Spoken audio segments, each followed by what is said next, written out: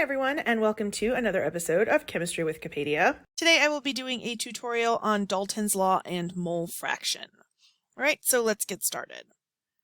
So Dalton's law of partial pressures is relatively straightforward. It just says that the total pressure of any mixture of gases is equal to the individual pressures of all of those gases. So the partial pressure of however many gases are there, you add them all together and you get the total. So it's not terribly complicated. So what can we do with this? There's a couple things. We can, find the total pressure, find partial pressures. So let's do some examples here. This says find the total pressure of a mixture that contains 4 gases with partial pressures of 5.0 atm, 4.96 atm, 3.20 atm, and 1.27 atm. So I've got 4 gases.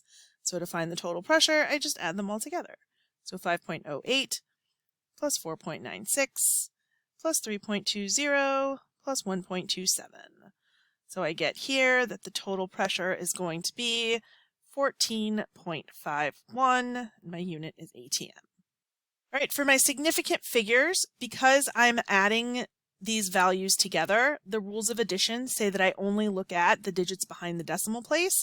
So this has 2 digits after the decimal, 2 digits after the decimal, 2 digits after the decimal, and 2 digits. So that means my answer will also have 2 digits after the decimal, which it does, so my sig figs are good. All right, so straightforward. All right, let's look at another example here that's a little bit more complicated. This says a mixture of oxygen, carbon dioxide, and nitrogen has a total pressure of 975 torr. What is the partial pressure of CO2 if the pressures of O2 and N2 are 653 torr and 159 torr respectively? Okay, so in this case, we're given the total pressure and we're trying to find the partial pressure of carbon dioxide. So the same rules apply here. The total pressure here is going to be the pressure of the oxygen, the pressure of the carbon dioxide, and the pressure of the nitrogen, right? And in case you were wondering, the reason why oxygen and nitrogen have 2s is because they are our Brinkelhoff elements, so that's why you get a 2 after them. But it really makes 0 difference for what we're trying to do here. All right, so I know that the total pressure is 975, and the O2 is 653. CO2 is what I'm looking for, and N2 is 159. All right, so I can add these together and I get 975 is equal to 812 plus the pressure of CO2. If I subtract 812 from both sides, I get that the pressure of CO2 is going to be 163, and my unit here is torr. My sig figs are correct because I don't have any digits after the decimal in any of my values. All right, let's look at something else a little bit more complex. A container is filled with 2 gases, xenon and argon, of which 25% is argon. If the total pressure inside the container is 625 mmHg, what are the partial pressures of each gas?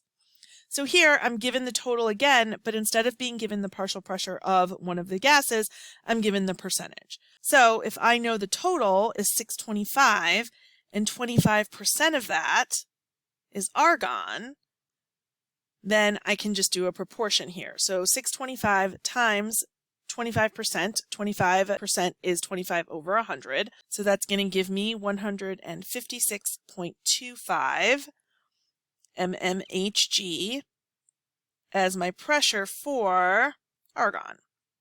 And then I'm going to need to put that into significant figures. So I have 3 sig figs, 3 sig figs. So my answer will have 3 sig figs. So my answer for argon is going to be 156 mmHg.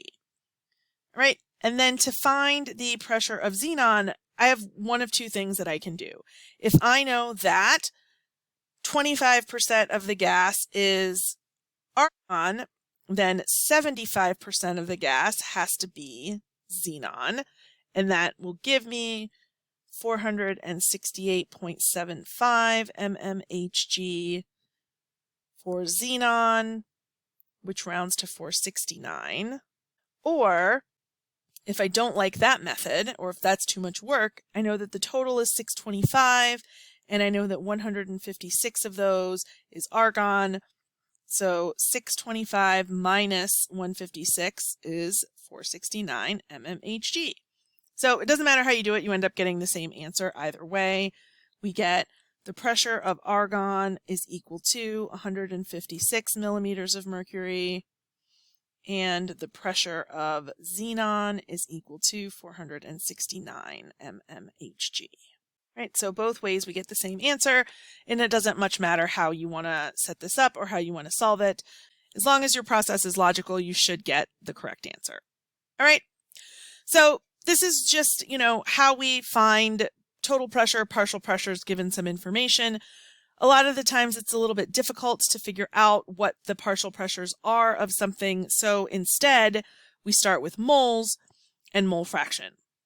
All right, so we can use the mole fraction to find partial pressures. So the mole fraction is very similar to when we do percent composition. Percent composition is grams of your element over the total grams of compound. For mole fraction, this is the moles of your gas over the total moles of gas that we have. We don't multiply this value by 100 to get percentage because we just use it to find partial pressure. So if we turned it into a percent, then we would just have to turn it back into a decimal again, and that just seems like a lot of work you don't need to do. So mole fraction is the moles of gas of whatever gas you're looking at divided by the total moles, and then we can take that mole fraction and multiply it by the total pressure of our container, and that will give us the partial pressure of our gas. All right, so let's do some examples here. So this says that a mixture of 3.25 moles of NH3 and 4.35 moles of CO2 are placed in a sealed container. What are the mole fractions of NH3 and CO2? All right, so since I'm already given moles, I can just add them together to find the total and then use the total to find mole fraction. So for NH3, I have 3.25 moles, and for CO2, I have 4.35 moles. All right, and so when I add these together, I get a total of 7.60 moles. So to find the mole fraction, I'm going to take the moles of NH3, and I'm going to divide them by the total. And then to find the CO2, I do the same thing. I take the 4.35 moles of CO2 and I divide them by the total. All right, and then again, we're not going to multiply by 100. We just do the math here. So 3.25 divided by 7.60 is 0.42763. And 4.35 divided by 7.60 is 0.572368. Fraction is one of the very, very few values that we have that don't have a unit. So my value is just going to be this decimal. I just need to put it in the correct sig figs. So my sig figs here for my problem, I have 3 sig figs and 3 sig figs. So my answer will have 3 significant figures. So mole fraction is the variable x. And so the mole fraction of NH3 in 3 sig figs is 0.428. And the mole fraction of CO2 in 3 significant figures is, this is a 3. So that will be 0.572. And then a way to check to kind of make sure that you've done it correctly, if you add together your mole fractions, you should get 1 because all parts of a whole add up to 1. So 0.428 plus 0.752 is 1. So at least some of my math here has to be correct. Okay. So part B says, if the container is at a total pressure of 800 millimeters of mercury, what are the partial pressures of NH3 and CO2? So to find partial pressure, I need the total pressure, which is given to me here. P total is 800 mmHg. That decimal back here just means that the zeros here are significant, so I have 3 significant figures instead of just 1 significant figure. So then what I do here is for my NH3, I'm going to do the total pressure, which is 800, and I'm going to multiply it by my mole fraction, which was 0.428. All right, so we do that math and we get 342.4 mmHg. And then we're going to do the same thing with the CO2. So the CO2, I'm going to take the total pressure, which is 800, and I'm going to multiply it by the mole fraction, which was 0.572. And when I do this, I get 457.6 mmHg. My last step here is to put it into the correct significant figures. So 3 sig figs, 3 sig figs, so my answer will have 3 sig figs. So my partial pressure of NH3 will be 342 mmHg. and the partial pressure of CO2 will be 458 mmHg. All right, easy peasy. Okay, so let's look at another example here. It says a mixture of noble gases consisting of 2.5 grams helium, 15.0 grams neon, and 55.0 grams krypton is placed in a closed container. What is the mole fraction of each element in the mixture? Okay, so I do mole fraction the same way. I take all the moles of my gases, add them together to get the total, and then divide each of the moles by the total. The problem here is that I am not given moles. I am given grams. Grams and moles are not an even proportion, so I can't just say, oh, if I have 2.5 grams, then that's the equivalent of 2.5 moles. That is not how it works. Every substance has a different molar mass, so the number of moles is going to differ based on what the molar mass is. So I'm going to need to use a conversion factor to figure out the moles that I have of each of my substances. So we'll start with helium. I have 2.5 grams of helium, right? And so molar mass of helium is 4 grams, so I'll put that in the denominator to cancel grams, and I'll put 1 mole in the numerator to end up with moles. If you are confused about how I am doing this conversion, you should go back and watch the molar calculations video where I go through how exactly it is that we do this conversion. All right, so for the time being, we're just going to have this, and this is 2.5 divided by 4 is going to give me 3 significant figures, so this will be 0.625 moles of helium. All right, now let's do the same thing with neon. I have 15 grams times the molar mass on the bottom, 1 mole on top. We'll round this to 3 significant figures, and we get 0.743 moles of neon. And then we'll do that one more time with krypton. I have here 55 grams of krypton, and the molar mass of krypton is 83.8. Goes on the bottom, 1 mole on top. And when I do this math, I get 0.656 moles of krypton. So now I've got all of my moles, so I can add these all together to find the total. So 0.625 plus 0.743 plus 0.656 is going to give me 2.024 total moles of gas. All right, so now I've got moles and I've got totals, so I can find the mole fraction. All right, so for helium, I have 0.625 divided by 2.024. For neon, I have 0.743 divided by 2.024. And for krypton, I have 0.656 divided by 2.024. Okay, so mole fraction of helium, if I divide this to 3 significant figures, I get 0.309. For neon is 0.367, and for krypton, I get 0.324. And so those are my mole fractions. Next, it says what's the partial pressure of each element in the mixture if the total pressure is 1.75 atm. So here the total is given to me, so I can take the total pressure times the mole fraction to find the partial pressure of each gas. So for helium, I do the total, which is 1.75, times the mole fraction is 0.309, and I get 0.54075. For neon, I'm going to do the total pressure, 1.75, times the mole fraction of neon, which was 0.367. And here I get 0.64225. And then lastly, I'll do krypton. Same thing. Multiply the total, which is 1.75, times the mole fraction, which was 0.324. And here I get 0.567. All right. So these are my partial pressures. So I just need to put this in sig figs and units. So the partial pressure of helium to 3 sig figs is 0.541. My unit of pressure here is atm.